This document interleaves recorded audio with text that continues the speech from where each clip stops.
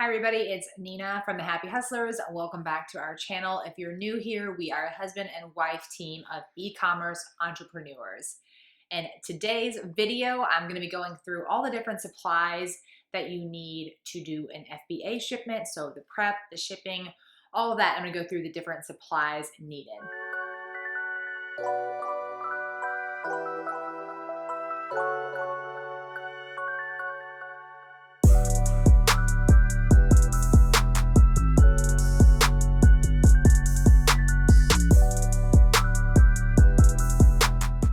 All of the items will be linked down below. That can be, some of them you can't really get online, so I'm not going to be able to link them, but I'll describe where you can get them from. But honestly, pretty much everything we have is from Amazon. So you can just buy it on Amazon, and that's our preferred way of getting our shipping supplies. And I'll do a separate video for Amazon FBM supplies. This is just going to be supplies you need for FBA. So first, I'm going to start with bubble wrap.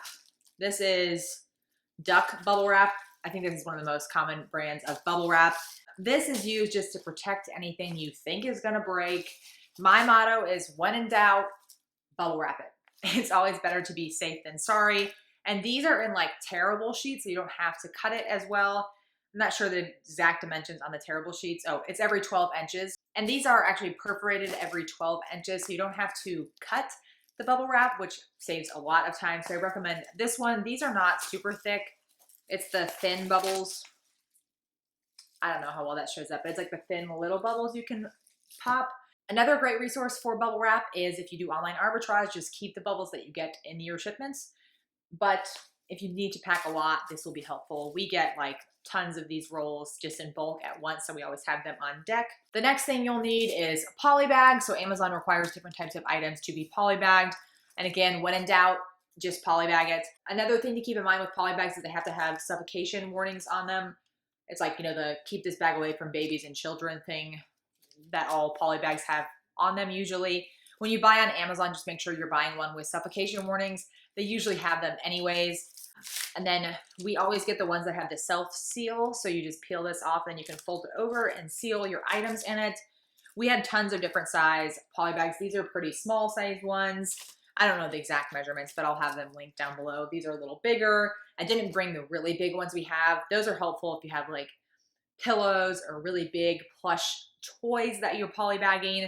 But I recommend getting a variety pack of polybags so you can just have every size that you need available. But a lot of items on Amazon are required to be polybagged, so it's helpful to just have a lot of different sizes so you can have whatever you need available. Another use of polybags is when you're putting a set together. So for example, let's say you have a 2-pack or a 3-pack, then you're gonna have to put it in a poly bag, tape it up together, and then you're going to need to put stickers on them that say sold as set, do not separate. So it's these stickers right here. They say sold as set, do not separate, and they're bright green, so you cannot miss them in any way. Again, these are also from Amazon. They have different color ones, but we just went with the green ones because can't miss that. You just don't want them when they're unpacking them to cut them open on accident and not sell them as a set. So the next thing I want to talk about is printers. So when you're just starting, you don't necessarily need a fancy printer setup at all. You can start out very simply. You can use a laser printer, but I'm going to go through how we have our printing set up. So the first thing I want to talk about is our handy dandy DYMO printer. This is a DYMO 4XL. You can use this for printing your shipping labels that go on the actual boxes. Additionally, you can use it for printing the SKUs that go on your individual items. So you can use it for the Amazon barcodes themselves. Open it up. So these are the 4x6 labels that go on it. And I will link those down below as well. But you can also put in, you just change this out and you'll put in your smaller labels that are your Amazon labels on the individual items themselves. So you can function with just one DYMO thermal printer, or you can have an additional DYMO printer so you don't have to change the labels out. When we started, we just used the 4XL, and then eventually we got sick of changing it out, so we also bought a DYMO 450, or you can buy a 450 Turbo. The difference between the 450 and the Turbo is just the Turbo prints faster. This prints fast enough for me, so I just got the 450 because it's a little cheaper. And you can see, I'll put them next to each other, the size difference. This is the 4XL, this is the 450. This will only print the smaller labels. I'll open it up.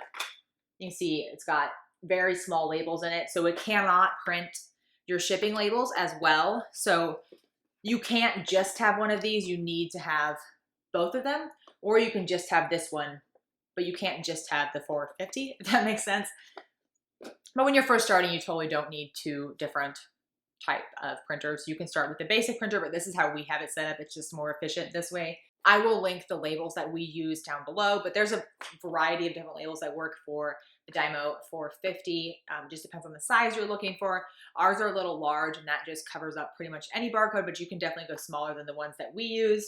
For the DYMO 4XL and for your shipping labels, it's just going to be the standard 4x6 labels. They're just different brands. We just use a generic brand, and we've never had any issues.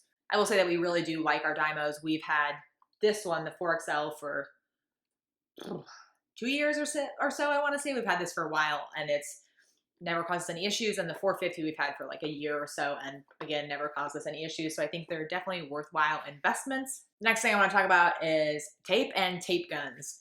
For taping up boxes, you're going to need standard packing tape, and you're going to need tape guns. So here are the two different tape guns we have. Pretty standard. This one is Tape King. This one is Duck brand. Pull the tape out, rip it type of thing, with a guard and all of that to keep your hands.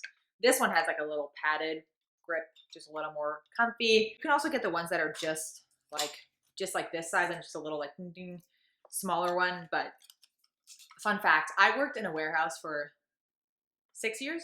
Yeah, 6 years in high school and college. And I do recommend investing in a decent tape gun if you're taping up a lot of boxes. It will save you time. You know, I don't think this was more than like 15 bucks or something to get a nice, decent tape gun. And then the tape rolls, I'll link them below, but you can buy them in bulk as well.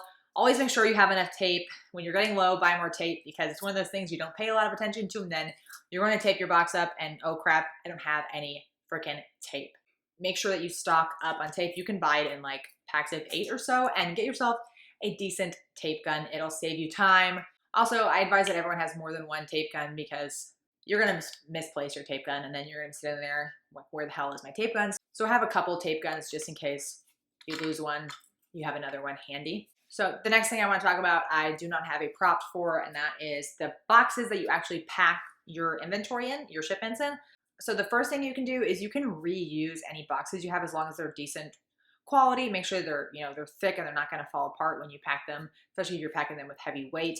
We reuse pretty much any box that we can from doing online arbitrage. We'll send stuff in Walmart boxes, Target, Kohl's, whatever, we don't care. The boxes aren't going to the customer, so Amazon does not care what kind of box they're in, and you're reusing, which is good for the environment. So reuse whatever you can. Just keep in mind that the boxes cannot exceed 25 inches on any side, so you have to make sure you can use that box. If you do not have boxes you can reuse, the next best bet is going to be going to either Home Depot or Lowe's. They have small, medium, large, and extra large boxes. I don't remember the exact prices, but they are fairly cheap, and they're very sturdy boxes. You can even do curbside pickups for Home Depot. I know that's what we do. You just order them online, and then you pull up to Home Depot, and they'll just load your trunk or your car with the boxes that you requested. We like to stock up just in case. While we do reuse all the boxes we can, sometimes the boxes we get are too big or too small. We like to use big boxes so we can really fill them up to the brim and to the 50-pound capacity. So that's the best way to get boxes if you do need to buy them, Home Depot or Lowe's. With packing boxes, you're going to need some type of packing supplies. So you have two options here. You have packing bubbles, and then you have packing paper. With packing bubbles and paper, similar to getting the boxes, reuse any supplies you get from doing online arbitrage. We never have to buy any packing materials anymore, because we just reuse them from all the online arbitrage we do. The big bubbles, I didn't bring any here, but the big bubbles you get in online arbitrage, those are great to use, or any packing paper you get. If you do need to buy packing supplies when you're first starting out, packing paper is super, super cheap, and you just crumble it to take up the most amount of space, and that's a great way to pack your boxes. But again, once you do more online arbitrage, you'll just be overflowing with packing supplies. And the last thing you'll need to do FBA shipments is a scale of some sort. So we do have a shipping scale. So you can just set this scale down, and then the weight will show up here. And this is pretty large. I'll put it next to my head. It's pretty large, so it fits decent sized boxes on it. We've never had an issue with it. So you can purchase one of these on Amazon. If you are just starting out, and we did this for several months when we started out, is you can use like a bathroom scale if you have one. You'll just have to stand on it, weigh yourself, and then stand on it with the boxes. It's usually pretty difficult to put the boxes on the bathroom scale and see the weight. On the shipping scales, the weight is detached. It's on a cable, so you're not covering it with the boxes. But on a bathroom scale, you're not going to be able to see the weight because the box is going to cover it. So you can stand on the scale and hold the box. That's what we did. Ernesto had to do that many, many times when we first started. So that's a good alternative when you're first starting.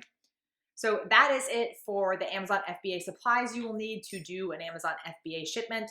Like I said, I will have all of them linked down below, pretty much all from Amazon except the Home Depot boxes. Everything else is from Amazon. I hope you guys enjoyed this video. If you did, go ahead and give it a thumbs up and subscribe. Thank you guys for watching. See you in the next video.